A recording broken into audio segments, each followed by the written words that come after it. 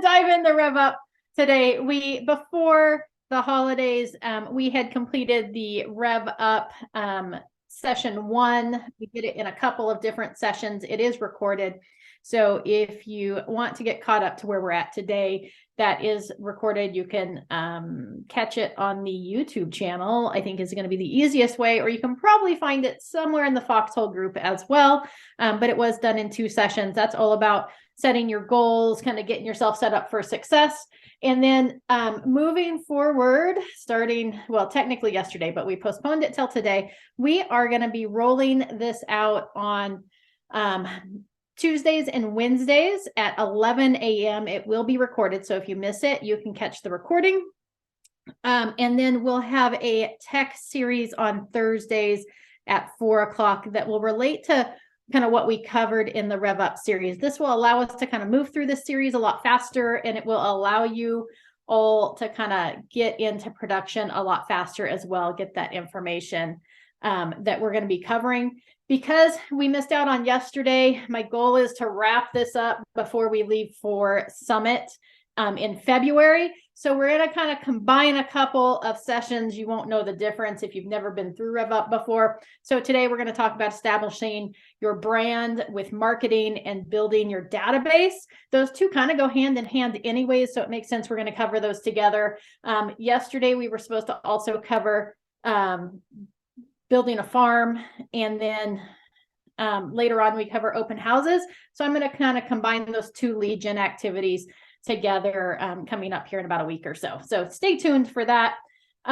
Anyways, welcome. As always, if you have any questions as we move through the material, feel free to unmute yourself, interrupt me, raise your hand. I try to watch the little pictures that you guys have up to see who's unmuted or who's got a hand raised, but never hesitate just to interrupt me and say, hey, wait, pause, I got a question before you move on. I'm also trying to watch the chat, but I can't guarantee I'll see that either, but I will keep an eye on that as well. So does anybody have any questions before we jump into today's information? No, ma'am. All righty. Let me get to the right screen so I can move it along. Today on the marketing portion, our learning objectives are going to be that we are going to talk about your 1 value proposition and how to develop that. Talk about developing your bio, because you're going to need a biography on several different locations. Create a greeting, which is your first point of contact for most of your clients. Establishing an online process, creating your individual brand, and developing your marketing materials. After that, we're going to dive into developing your database, which is why the database is the foundation of your business. The 4 irrefutable laws of managing your database.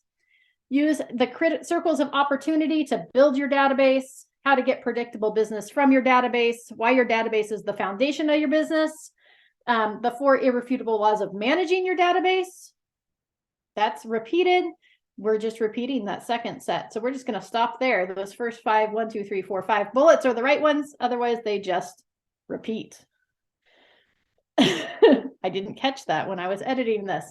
So let's dive into establishing your brand. To establish your brand, you want to develop a 1 value proposition, or an OVP, for client attraction.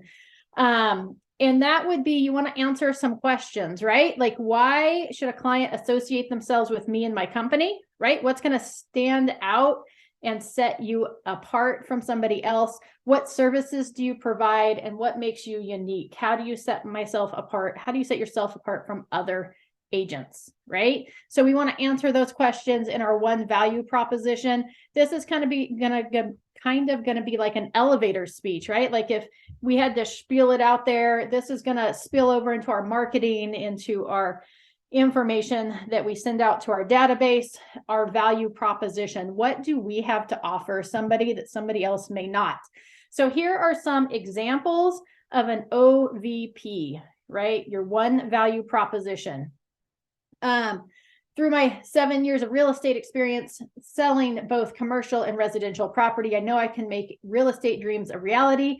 Whether you're hoping to buy your first home or sell your commercial property to receive a nice return on investment, I will use my skills and expertise to advise you on the most effective buying or selling strategies and find you the best price. I promise to make your real estate endeavors simple, hassle-free, so you can feel encouraged and excited about the next chapter of your life.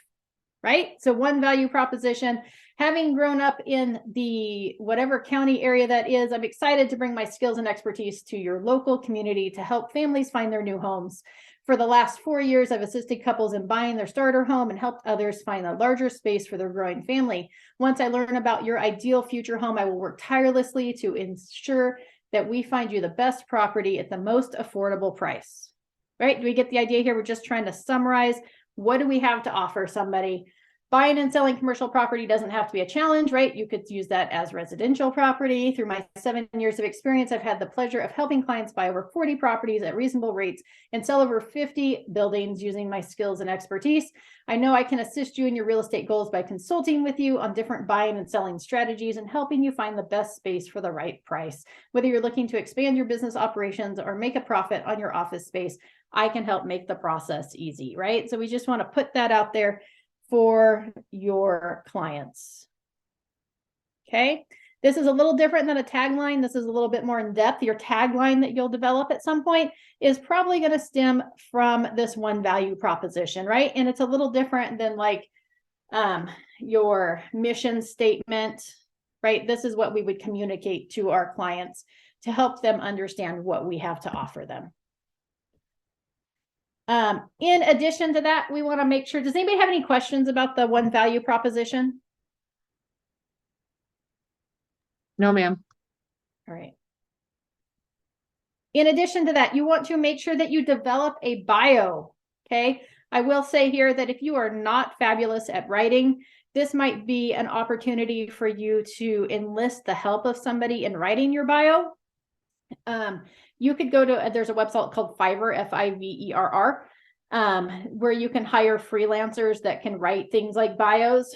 There's some that specialize in like real estate bios. They ask you some questions, you give them the information, and they spit out a beautiful bio that then you can have them edit or change. Super easy. It originally got started because everything was like $5 on there. So different people charge different amounts, but it's not super expensive to have somebody dive in there and help you write that bio. In your bio, you want to put your real estate experience if you have it, right? If you're a new agent, don't feel like you got to put new agent in there or 0 years of experience, right? We just leave that portion out until you've gained some experience. Now, if you've bought and sold your own homes over the last 10 years and you just got your real estate license, you could probably, add that into your bio that you have 10 years of buying and selling real estate experience, right? It doesn't have to matter. You didn't say you had your license. You just said that you have that experience, which you do on your own.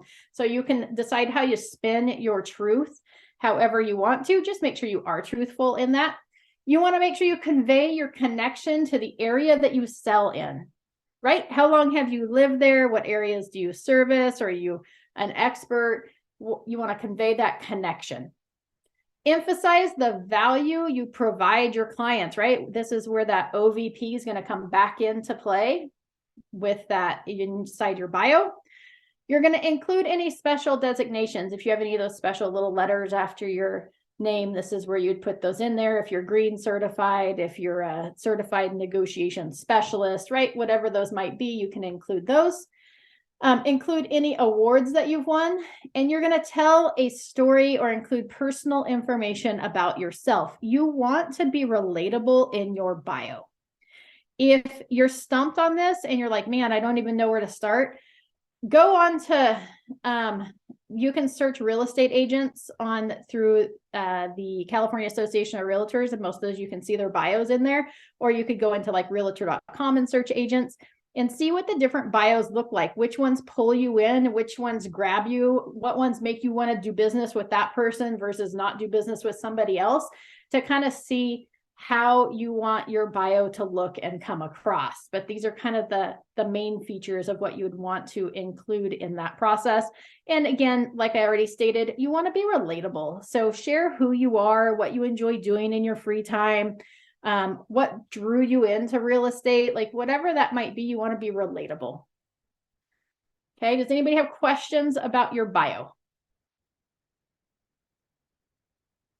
Okay. Can we pay you to write it for us? No, you cannot. I do not write bios. I can help you with property descriptions. I can't help you with a bio. I didn't even write my own. Fiverr. Pay them. Got it. All right. Your voicemail greeting. Now, this is something that I didn't really think of or pay much attention to until I started looking at this RevUp series. But your voicemail, right? That's your first point of contact for most people. They're going to call you, they're going to text you, whatever that might be. But your voicemail, when people call you, oftentimes in this day and age, we fail at answering our phones. So what do you want that voicemail message to portray? Right? This is what's going to make somebody hold on and wait for you to call them back. Right? Especially if you're out there and you're doing social media and you're doing open houses and all of that, and people are calling you to maybe get some more information on a property. What's going to make them stop at calling you versus go ahead and calling the next agent they ran into? You want to create a 15 to 30-second commercial to boost your business. You're going to let that voicemail greeting be your first impression that can instantly set you apart from other agents. Okay, so we don't want the ordinary voicemail that you've already heard 1,000 times. We want something that's powerful and that has passion in it, right? It doesn't want to, you should not have, hey, you've reached Amy, leave a message. Okay, if you have issues with your phone delivering voicemail messages to your actual phone itself, like mine does, sometimes it delays a while. I think it's because I need to clean up some of my voicemails on there because I have a lot of data and voicemails. But whatever that reason is, you may want to state that, hey, for a faster response, right? Shoot me over a text message. Or, I check my voicemails daily at this time and this time, right? So that people have an expectation of when to receive a call back, right? This is your chance to make that first impression and will set you apart from other agents. So make sure that when somebody calls your phone, it sets you apart. Some things to consider is listen to your current voicemail word for word and decide how it makes you feel. Does it move you? Is it memorable? Is it a good representation of who you are and how you want people to think of you? Right? Outline a new message. Decide which items to include, such as a call to action, your selling strengths, why you are in real estate, or how you can or want to help people, your company name, right? And what you specialize in or your primary purpose. If you've developed a tagline, right? That tagline that goes along with your one value proposition, maybe you want to restate your tagline in your voicemail message, right? Don't be redundant or state the obvious. Use words that you would normally use so it flows and sounds natural. And above all, don't try to sound like someone else. Write your message and practice it, right? It's like a script. So we want to make sure we practice it, read it out loud before you go to record it, kind of memorize it, know it. To be more comfortable with it, to make it sound more fluid, you may want to write it down a few times as well. So you may want to read through it multiple times. You may want to write it down a few times and then read through it some more before you actually go to record it. Have your friends and family members listen and critique your message, right? That's a good opportunity to reach out and let people know that you're in real estate. Hey, I've got a new voicemail message I'm trying to portray to potential clients. What I can offer them. Do you mind calling me and listening to my voicemail message and sending me some notes or what things that I should change or what your thoughts are, right? Great opportunity there. Once you have recorded your message, make sure you are making an outstanding first impression, right? And I would make sure that you keep it on the shorter side. When you start listening to outgoing voicemail messages, when they get long, you just start tuning them out. So I would absolutely try to keep it within like that 15-second range, no longer than 30, but I would absolutely try to keep it shorter than longer. And that's a good thing, when you have people listen to it to critique, ask them what they thought of the length of the message as well. Any questions about creating a voicemail greeting? No. So I've been coming across a lot lately. I call to, touch base with a listing agent. Voicemail's full. please text me. So I text them, no response. And it's like, you're at the house. I mean, I sent him a message prior to going, didn't hear anything. And, and then you get there and you're like, hey, the lockbox isn't here where it's at. I see the other one. What's the code? And there's no answer. Or I only return voicemails between this time and this time. And then they never do. So it's very frustrating. So how do you get past being that type of agent? Don't do it. Set expectations. If you're going to say, hey, I return voicemails or I check my voicemail at this time, make sure you put that on your calendar as a time block with a reminder on there with an alert that alerts you like, hey, it's time to check those voicemails, and that you get on there, you check your voicemails and you respond to people. And then, keep in contact with your phone and your phone, especially if you have an iPhone. I don't know about Androids. I'm sure they have this option, but you can set auto responses on your phone or quick responses where if somebody texts me, I can go in there. If somebody calls me and I'm in the middle of an appointment or not in a place where I can answer the phone, I can just slide up and hit send message, and it'll send them a text message like, hey, I'm in an appointment, text for a quicker response, right? Or if I'm in a text message, you can set it to do like my signature. I type AP and it puts my whole signature into my text message for me. So you can key in quick responses so that you don't have to put a lot of time and effort and thought into it if you're in the middle of something, but you can send them a response to let them know you'll get back to them in 10 minutes or 15 minutes or 30 minutes or whatever that is. So just don't be that agent, right? So I would say the number one reason is if you, regardless of what you put on your outgoing voicemail message, set times in your calendar to check your voicemails so that you can return those messages. And then also set times on your calendar to respond to text messages if you're bad at responding to text messages as they come in. Right? Yes, ma'am. And it may be that, like, if you're getting really good at time blocking, right? If we've time blocked lead gen or time to work on, business building techniques or putting systems and processes in place, after each time block, you might want to time block just 15 minutes to check voicemails and text messages or check emails and text messages, right? So you may want to build that into your day after each time block so that you know, hey, I've got 45 minutes blocked for this, and then I spend the last 15 minutes just checking in and make sure I've responded to everybody in messages. Quick question on, you were saying you can do that. Do you go into settings to do that? Because I mean, it pops up like generic ones, but to make it specific, is that in settings on iPhone? Yeah, so in your settings on iPhone, you can, when somebody calls you, it gives you the option to send a message, and you can go in there and edit those. I want to say it's going to be under your call settings, but I'm not sure exactly where it is. It's been a really long time since I've gone in there and messed with those. For it. Okay, yep. Great. Yep. And then you can set up, like I said, those key, they're called shortcuts for your text messages where you type one letter or two letters, and then it automatically puts in a message for you that's related to that shortcut. You do a combo of letters. So like I type AP and it automatically throws my signature box into my text message. So you have the ability to do that as well. Okay, so I'll just hunt for shortcuts. Thank you very much. Yep. All right. When we go to create our individual branding, consistency is key. We want our logos, colors, slogans, photos, the filters that you use for your photos, fonts, images. They should be consistent across all digital and print media. Okay, we want to create consistency because it makes brand recognition. Coca-Cola doesn't have one logo that they use online and one logo that they use for TV commercials and one logo that they actually use on their product. It's the same logo across all platforms. It's the same red color. It's the same font, right? So we want to do the same thing. So whether it's your website, social media pages, online portals and profiles, printed marketing materials, we want to use the same fonts, same colors, same types of images, your same picture, right? Your headshot, whatever that is that you've chosen to use.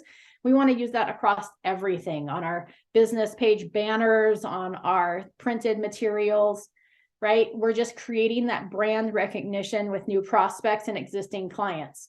Ideally, it would tie into your signs as well. So as we're sending out just listed postcards or just sold postcards, or people are walking into our open houses, what they're seeing on our materials there inside the open houses or inside the stuff that we've mailed out matches the sign that they're seeing out front as well, because we're just helping with that brand recognition, and we're backing that up with each piece of marketing materials that we're going to send out.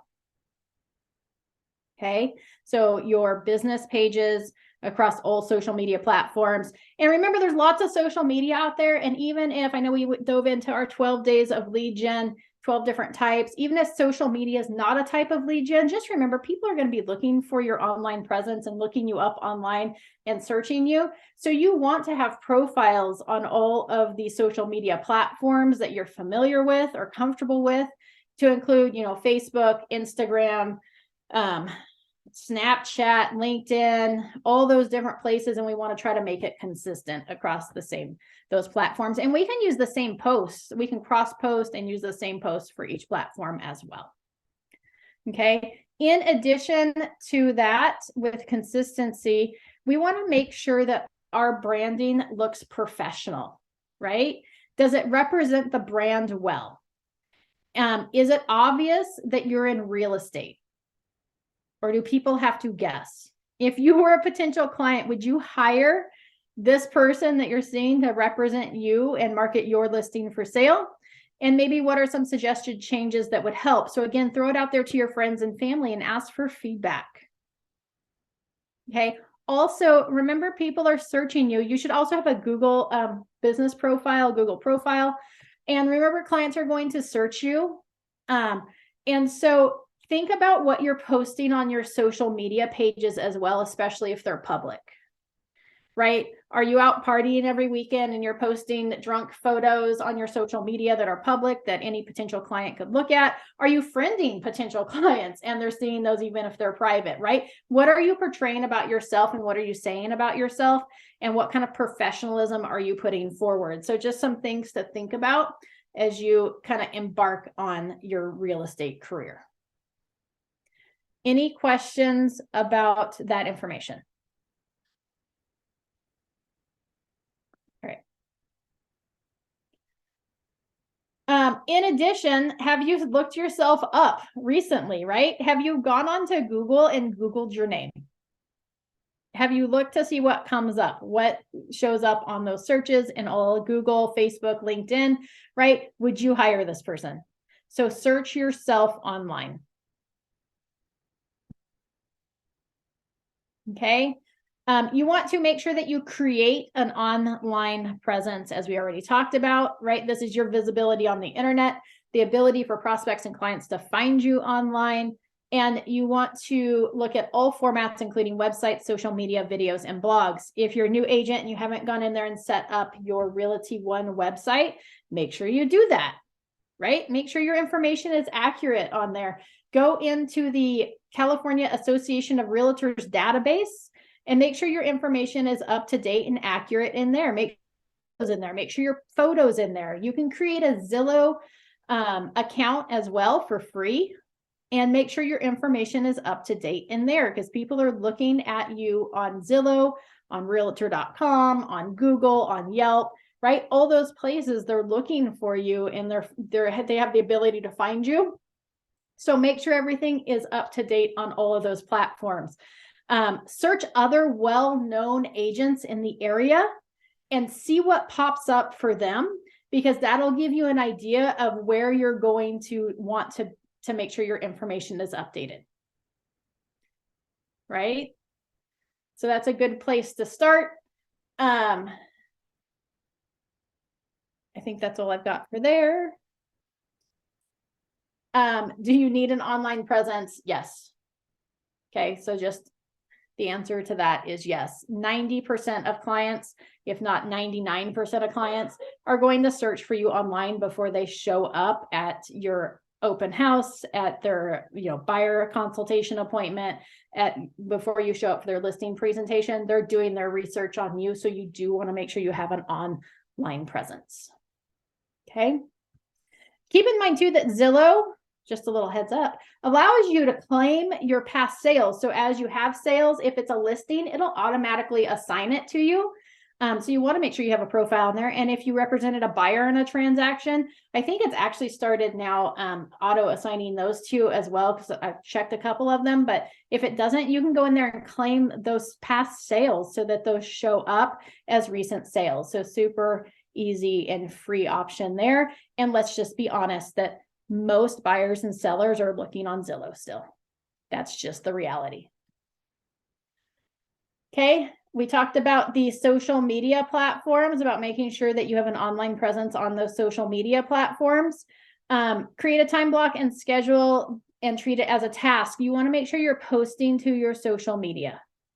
Okay, we don't have to be as consistent in our social media as if we were using that for a lead gen method. But even if we're not, we need to have a presence and we need to have posts. And again, you can make the same posts go across all the different platforms. For our business pages and business profiles, we want to use an 80-20 rule, 80% business to 20% personal. And please don't make it all about listings, right? Here's my listing. Here's my listing. Check out this house. Post some other valuable information that we want to make people scroll through your feed and see what you have to say. And again, with that, when we come to social media, we want to use the same filters, the same fonts, the same colors. It should all have the same look, right? The easiest way to see that's on Instagram. When you look on Instagram at all of your photos, it puts them on a nice little grid for you. It should look consistent and it should be pleasing. A quick question on that, Yep. because I know with okay, so with setting it up with core listings through One Design and what we have through Realty One is that you can get set up through core listings and it picks everything for you and it automatically generates. What I've been doing and what I'm asking is you think it's a good idea to continue this or do something different? Is I take a post from my realtor page that core listing has thrown out there. I put like a little comment, and then I share it to my feed on my personal feed.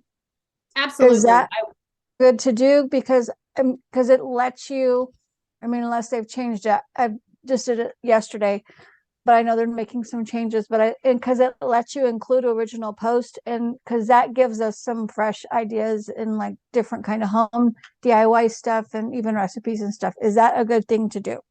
Absolutely. Absolutely. Cross post what goes on your business page onto your personal page, whether it comes from CoreLogic or you've created those posts. Absolutely. Put them together. And just keep in mind too, on your personal pages, your goal should be an 80-20 as well, with 80% personal and 20% business. Okay. And even better if you can tie in business to personal, like, hey, check this out. You know, here's what I'm doing in my personal life and how that ties back into being a real estate professional. So you can kind of dabble it in there and throw it out there to remind people that you're a real estate agent without kind of being in their face with business type posts on that personal page. I feel like this is a dumb question. There are no dumb questions. I feel like my life is all business and I'm having issues trying to figure out how to post more personal stuff. And I feel like everything is business that I do. Okay, so most people have to work harder at posting business stuff, and you're gonna have to work harder at posting personal stuff, right? So you want to make a conscious choice. And even on your personal page, you can like plan out your posts in advance. So that may mean that you need to sit down every Monday and time block some time where you plan out your posts, and you need to be conscious this week of taking pictures of things that you're doing or videos of things that you're doing in your personal life, and then use those next week for your posts, right? So that we can sit down on Monday and kind of plan that out and have those posts out there. So for every 5 posts, 1 should be business and 4 should be personal. 20% rule. Okay, and we may need to treat it where some people may need to sit down and plan out their business posts. We probably may need to do that as well, but you may need to plan those personal posts out as well. And don't hesitate with your personal posts. Like, it doesn't have to necessarily be about you. You could set a social media calendar for personal posts as well, where every day you have a reminder of something that like a memory jogger of what you should post that day, whether it be a inspirational quote, or maybe a funny meme, or something about what you did over the weekend, right? So we can put together a calendar for that, so that each month, all we have to do is open that calendar and be like, oh, here's what I need this week. And then you put those posts together from your personal life and make it personal posts. So we can schedule those out and put an idea calendar out for that, just like we would a business post as well. Make it a little easier. Thank you. I forget to do that. That's really helpful. You're welcome. Oh, with our online presence, make sure you have something in place to follow up with those leads.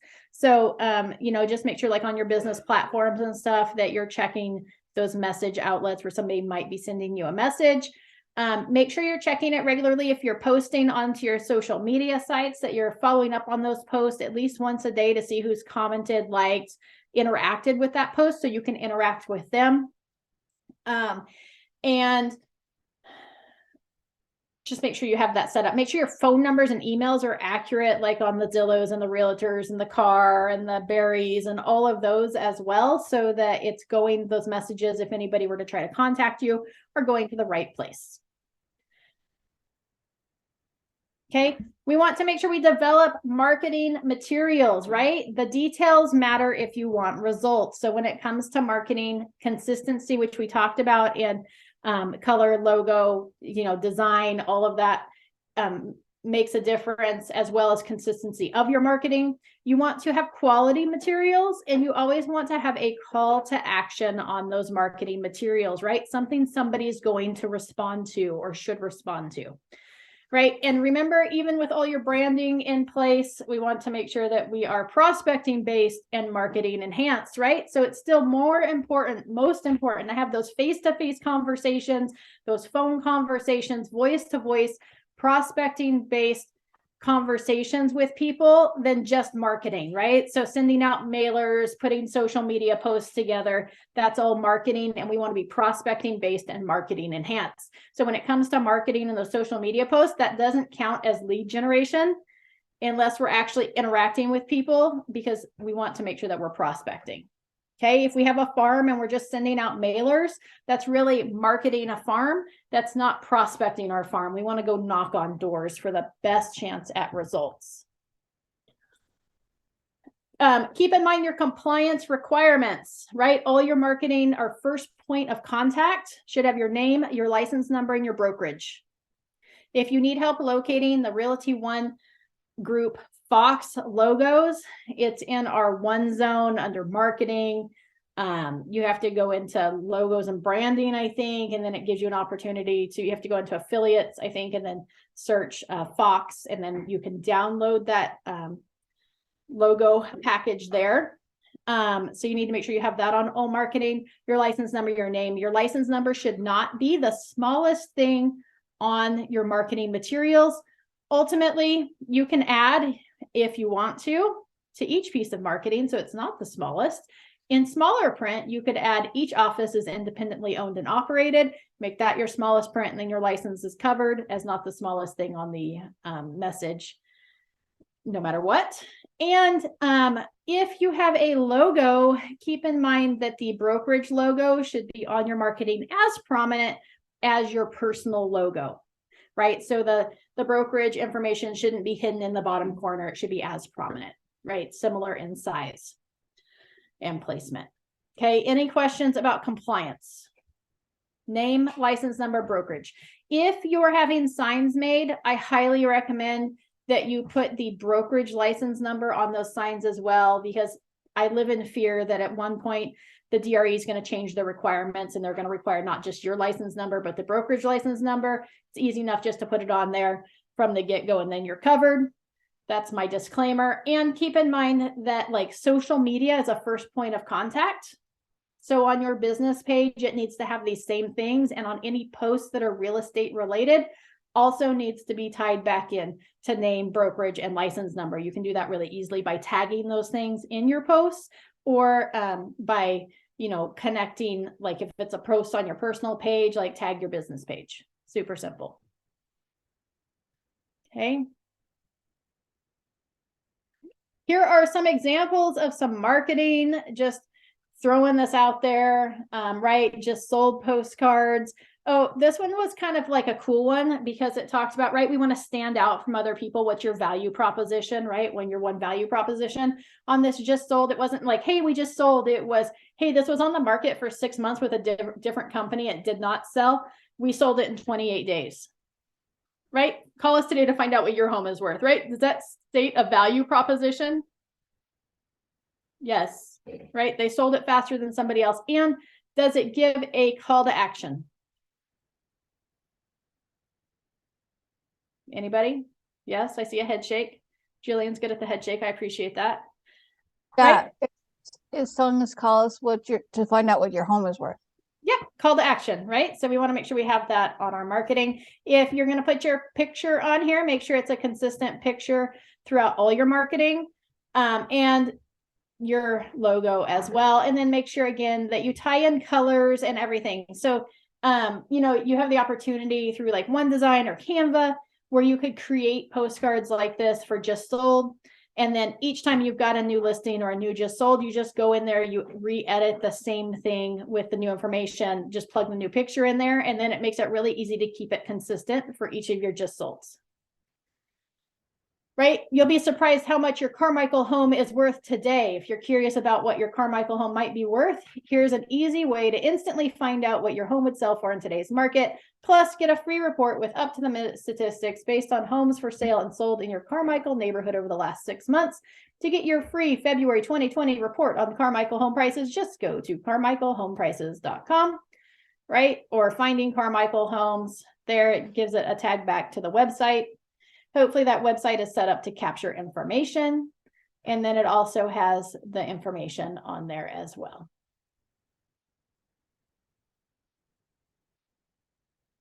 We just sold one of your neighbor's homes, right? With the address, the sales price. What's your home worth?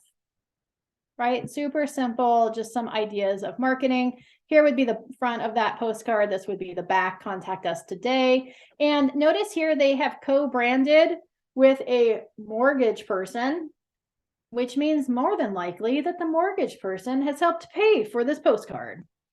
Magical, right? So if you've got a lender that you're referring business to, again, we kind of talked about those business to business relationships and that it should be reciprocal for those people that we're referring business to. I would expect something in return from any lender that I have partnered with. There are no exceptions to that. And it may not be them referring clients to me, but it may be in them co-branding stuff and helping share the cost, right, of sending out postcards and mailers and different things like that. It may be somebody sitting at an open house with me, but there you go, co-branded with mortgage. Sacramento market update, right? It goes through and states the market stats. The market is continually changing. We can help you buy or sell with confidence. Call or email today for more info, right? It has their information there. So just some fun, different marketing things for you to take a peek at, right? Recent real estate activity.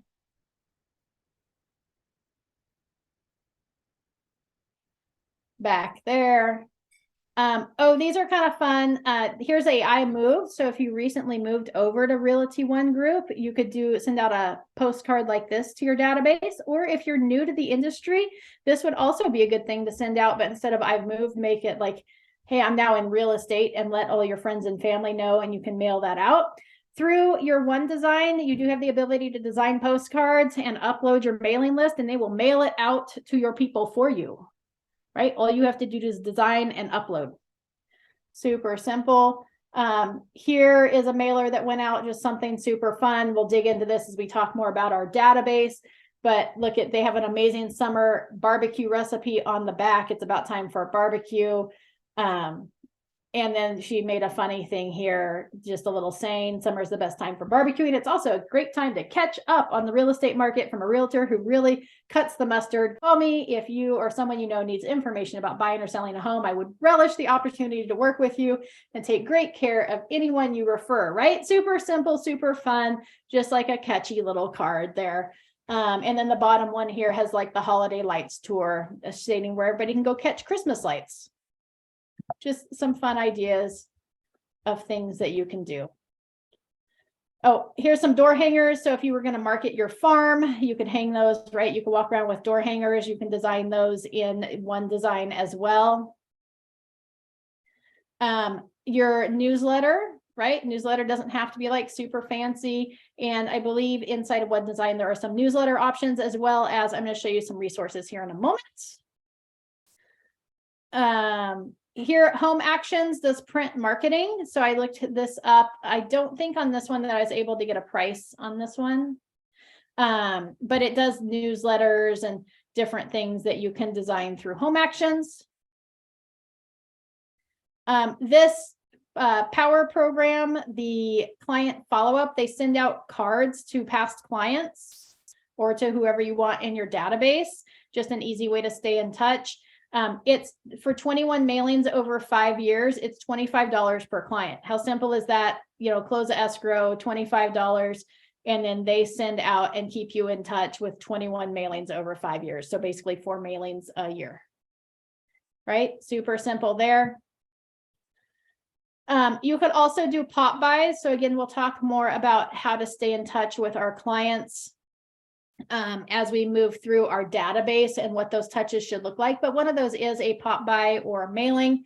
And there's just some really fun pop buys you can do for your clients. A pop buy would be where you stop and knock on their door and drop something off, or drop something off on their doorstep just to remind them that you're in real estate. We usually save this for our inner circle or potentially like your farm, right? Cheers to you and your referrals. And then they have like either champagne or Martinelli sparkling cider. Here's another one. I will go the extra mile to make sure your real estate needs are met, right? With an extra gum packet, right? Just fun little cheesy things that help people remind you or keep people reminded that you are in real estate.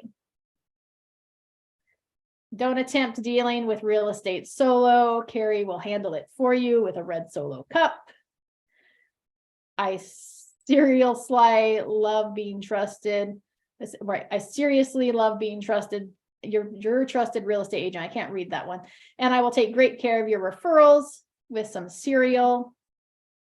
You are the highlight of my business, and your referrals will be too, right? Just super simple things that you can do. These aren't going to cost a lot of money. If you need some ideas for pop buys, there's Facebook groups that have pop buys.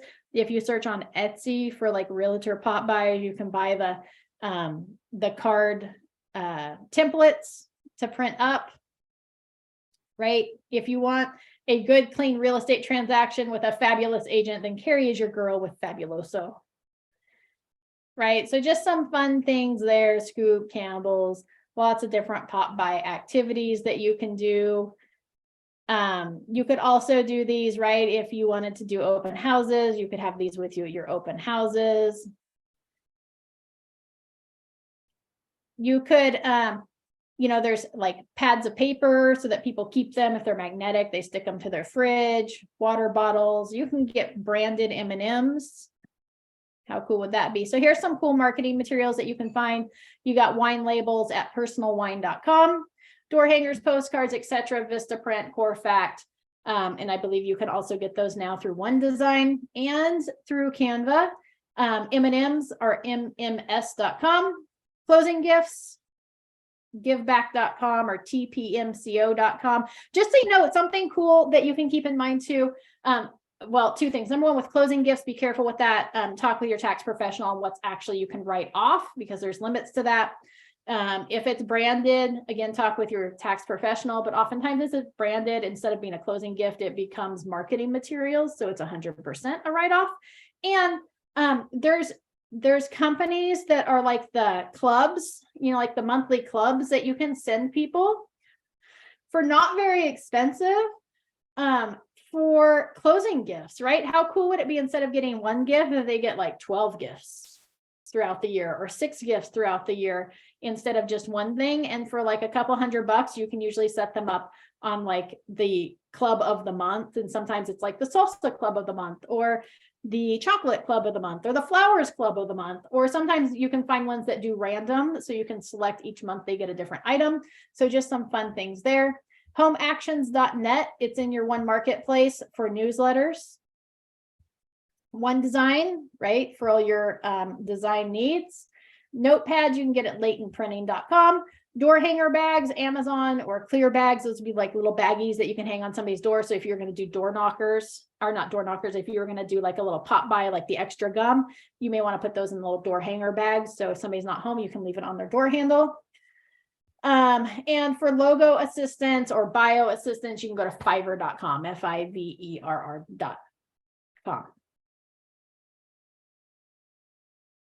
Okay, any questions about marketing before we move on to section 2? No, ma'am. Thank you. Fabulous. Hope you guys find that part helpful.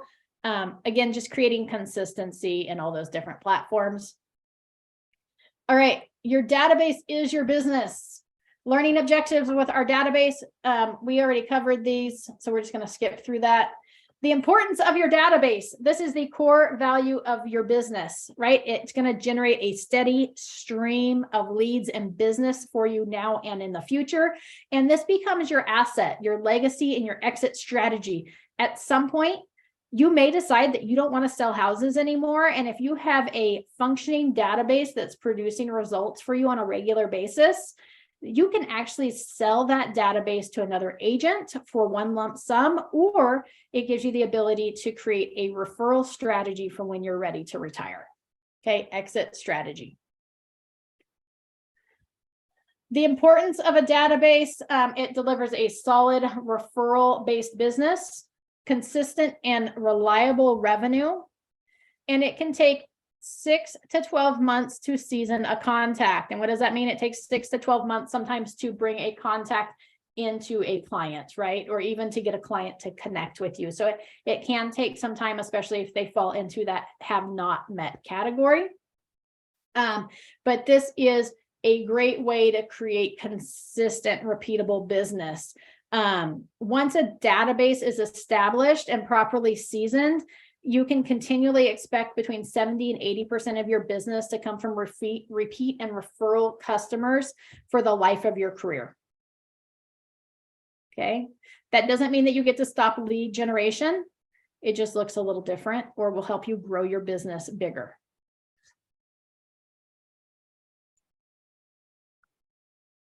All right.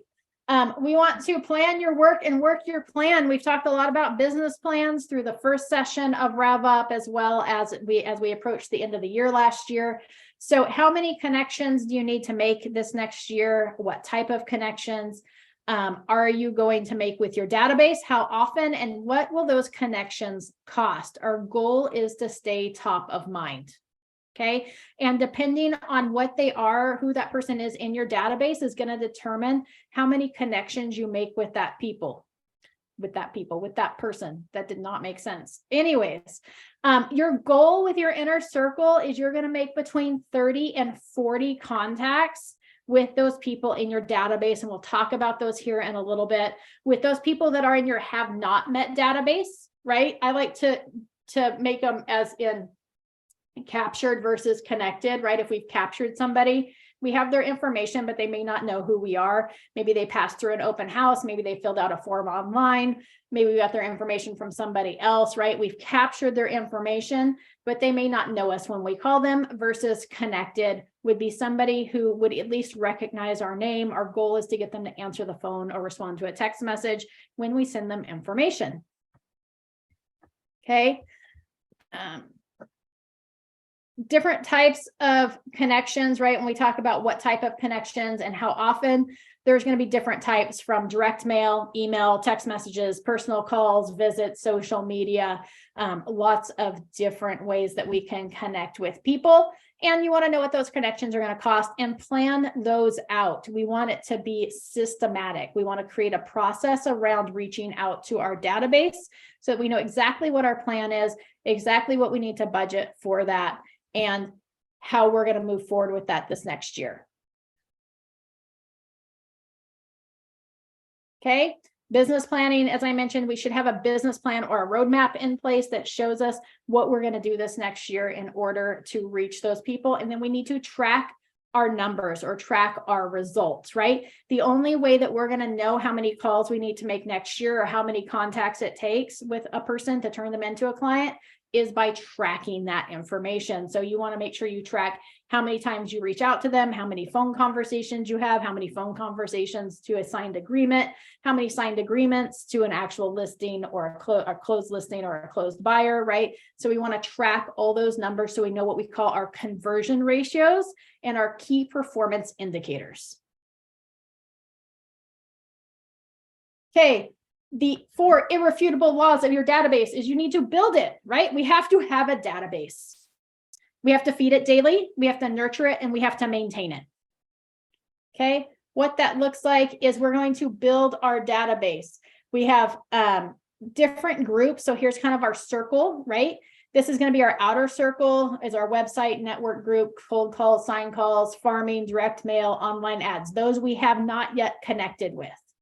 We've got their information. We can go knock on their door. We know how to get in touch with them, but they may not know who we are. Those are not connected or not mets.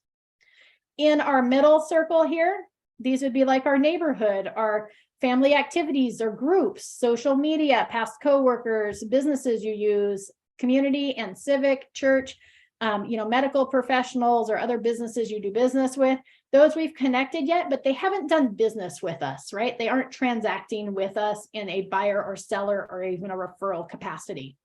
Once somebody has moved into that, we're going to move them into what we call our inner circle, which would be our friends, family, and past clients, those that know us, love us, trust us. If somebody says real estate, they say Raquel. Okay? Our inner circle. We're going to connect with each of these circles in a different fashion. We're going to spend most of our time, energy, and effort on the inner circle, and then the middle circle, and then the least amount of time, energy, and effort on the outside circle. Okay, that outside circle, we're going to connect with those we haven't connected with. We want to do a minimum of 19 touches with that outside circle on an annual basis. Our goal is to get them to respond to us. Okay, when we first add somebody who we are not connected with to our database, right? We've captured their information. We want to start them on what we would call like an 8x8 plan, which is 8 touches in 8 weeks. If they still aren't responding to us and having conversation, we haven't built a relationship with them, then we're going to move them to a system of 19 plus annual touches, which is going to look something like, and everybody's may look a little different, but the basic for the formula for the 19 plus annual touches would be 12 monthly emails, right? Send them a newsletter, have them on a property search, whatever that might be. 4 phone calls, so 1 phone call per quarter. 2 mailings, send them something in the mail twice a year, and invite them to an event once a year. Okay, that would be your basis for your 19 plus annual touches. Okay.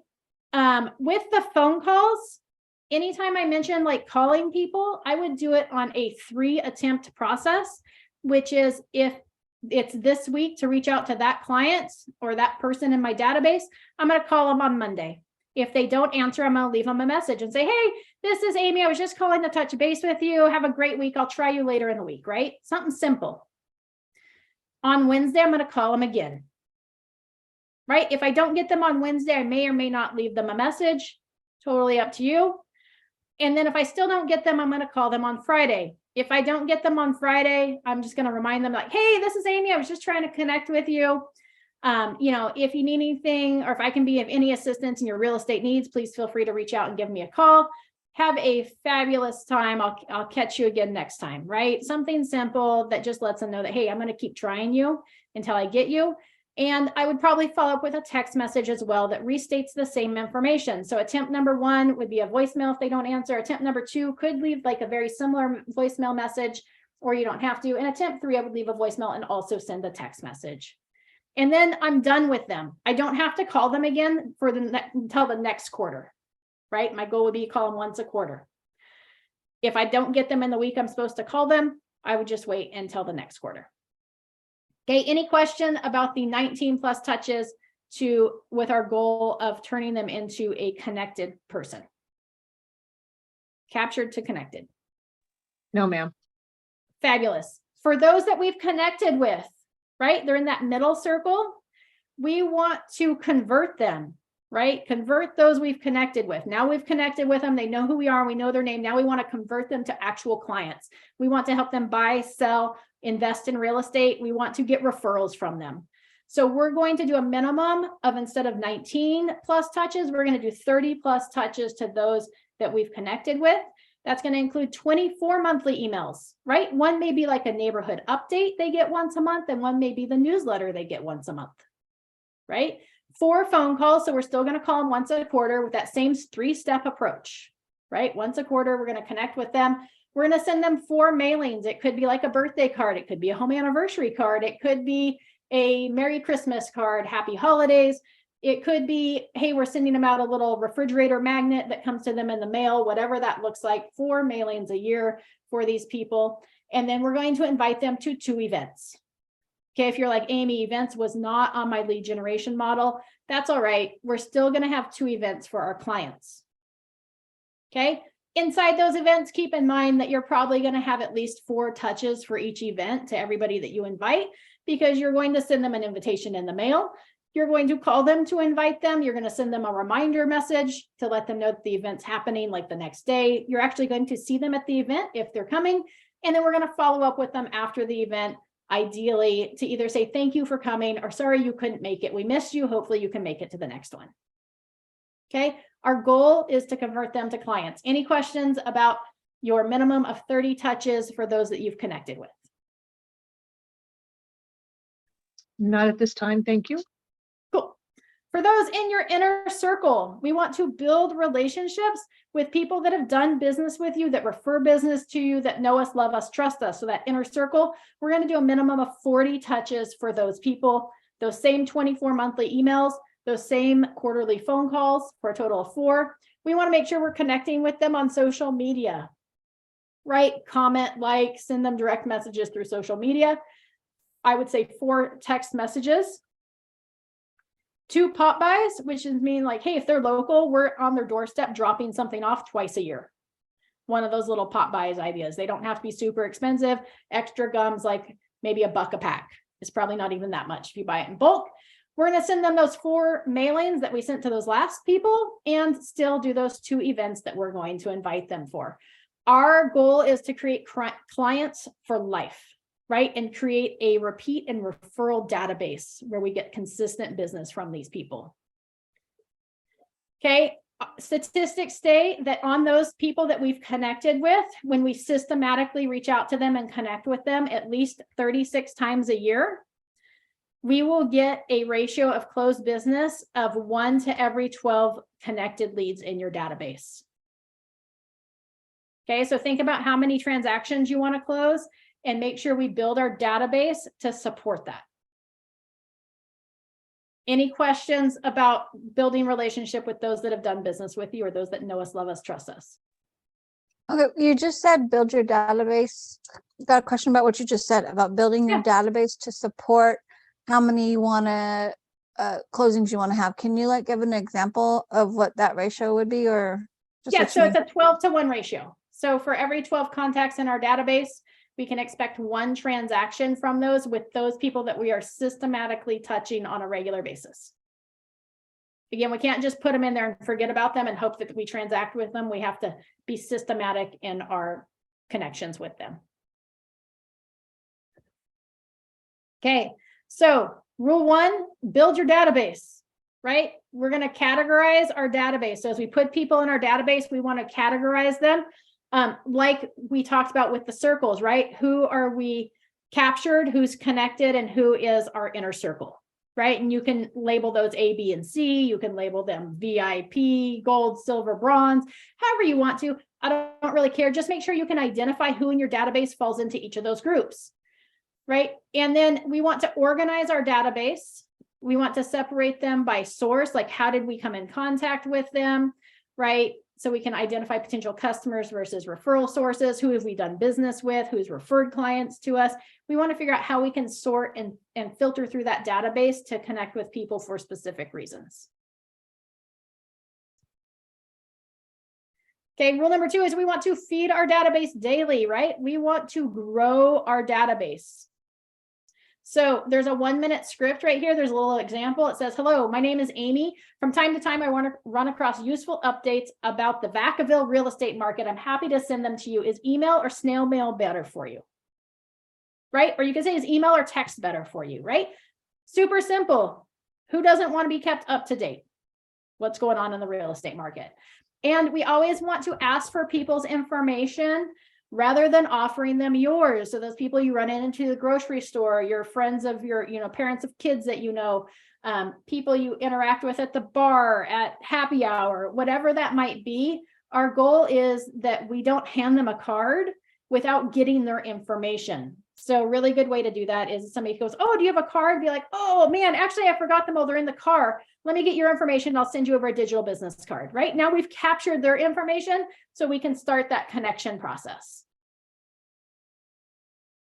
Okay, if somebody has a referral for us, it's better to get the referral's contact information and say, oh yeah, have them reach out to me, right? Be like, oh, let me get that person's information so I can reach out to them.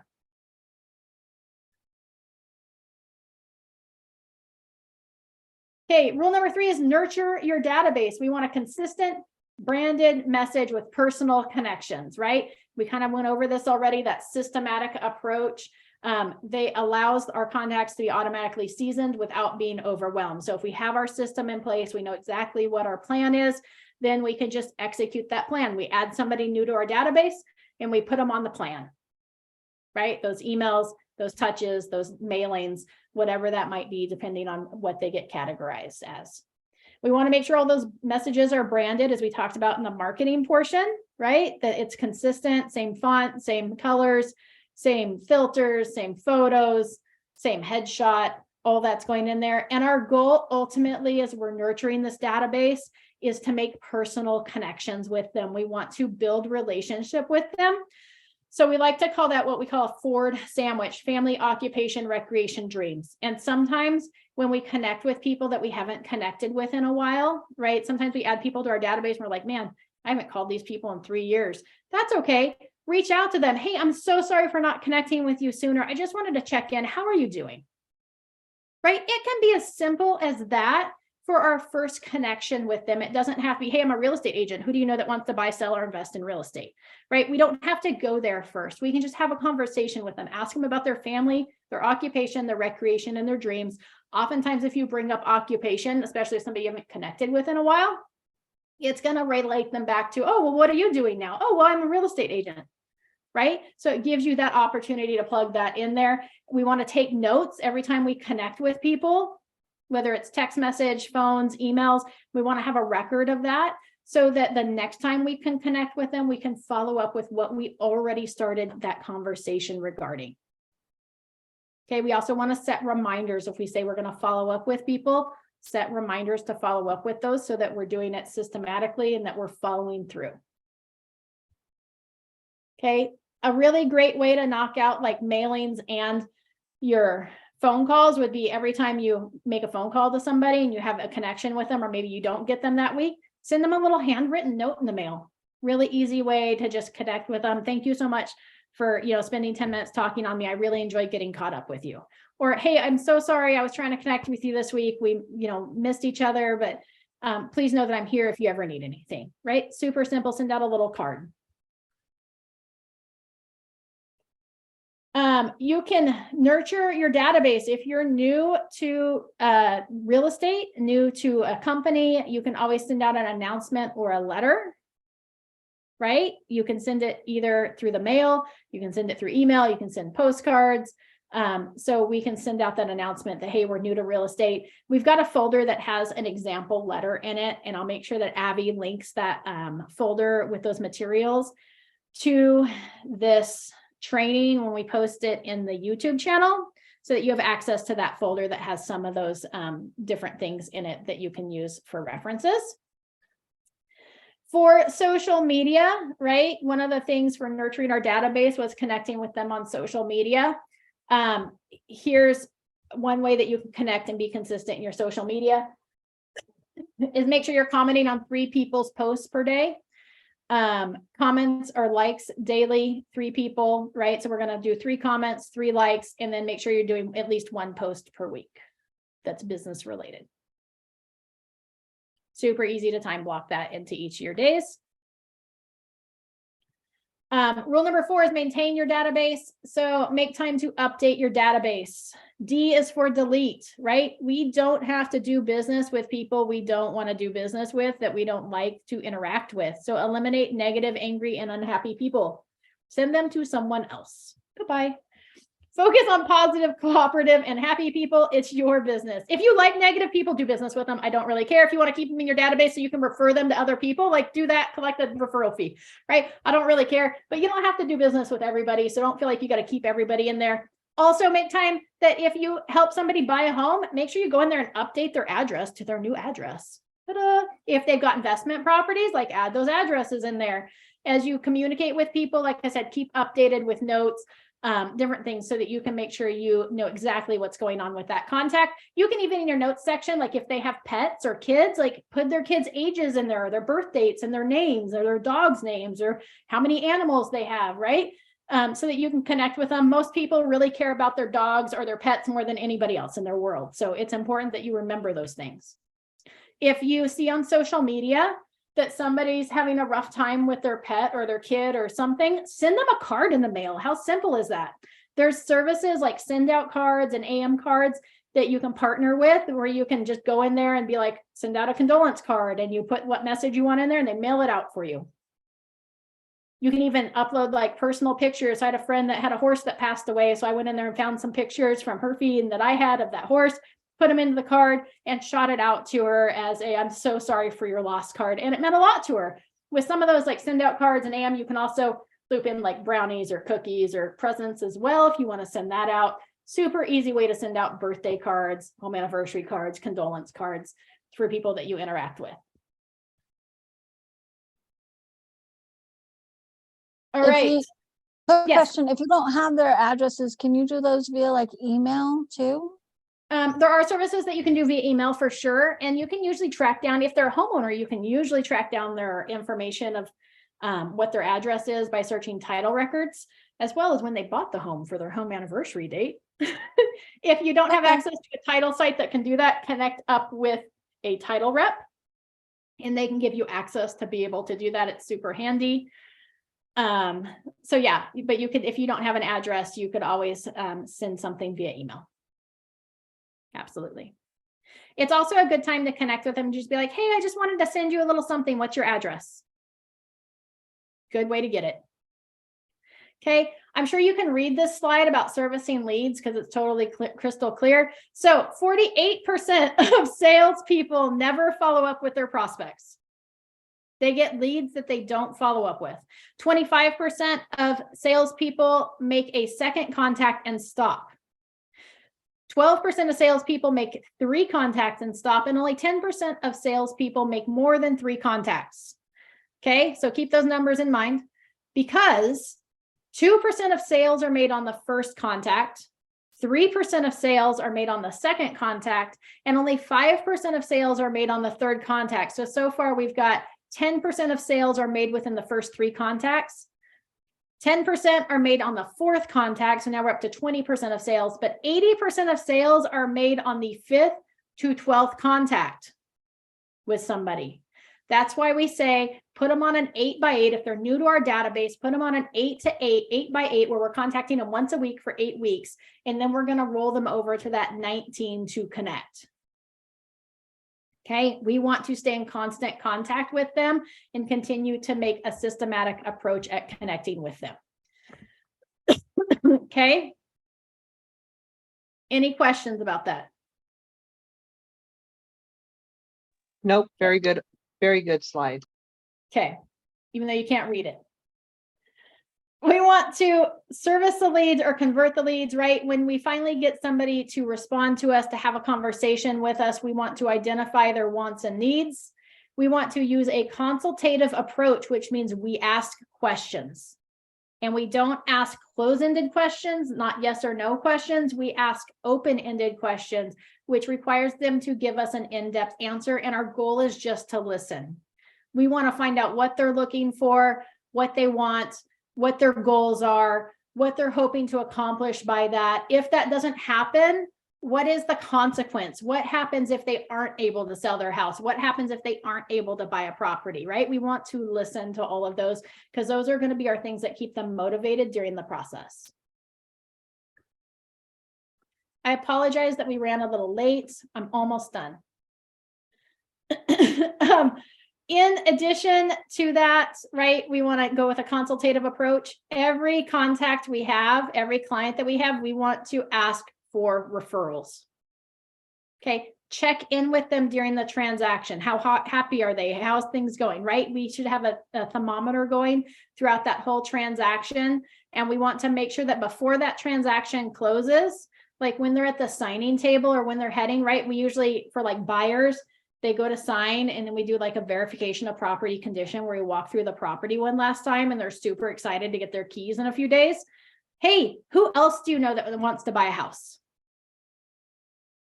Right? Ask for referrals and then stay in touch with those people that you've done business with or that know you, love you, and trust you, and continue to drip on them about sending referrals. We're going to wrap up with our one habit, which would be 3 calls per day, 3 adds to your database per day, and send out 6 notes. Super easy because those people we talk with and those people we add to our database, we can send notes to, right? So 3, 3, 6. If you really want to step up your game, I would go 10, 10, 10. 10 calls or 10 conversations about real estate, 10 adds to your database, and 10 notes sent out on a daily basis for a total of 50.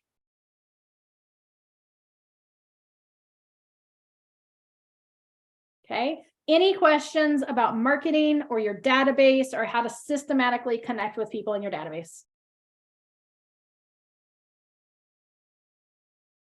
Was this helpful? Very helpful. Thank you very much. Everything you do is very helpful. Yeah. All right. Who wants to share an aha that you had today? Something that you're going to walk away with and implement in your business.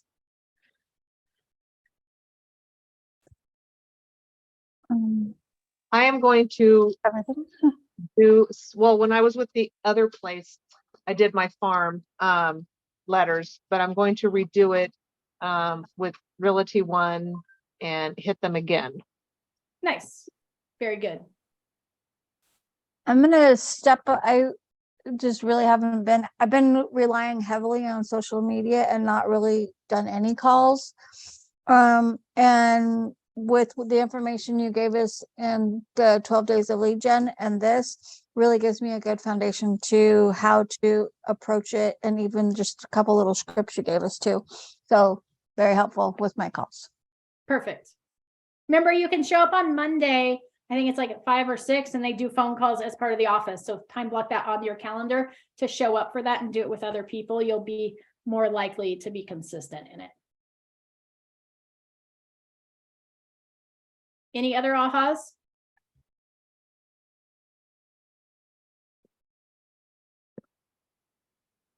All right, fabulous. Then we will wrap up for today. Thank you for joining me. I hope this was helpful. We're going to dive in at 4 o'clock tomorrow. We have a tech training. We'll dive into the One Suite, which is our free CRM, our contact relationship manager that we have through Realty One Group, and show you guys how to input people in there and how to utilize that database.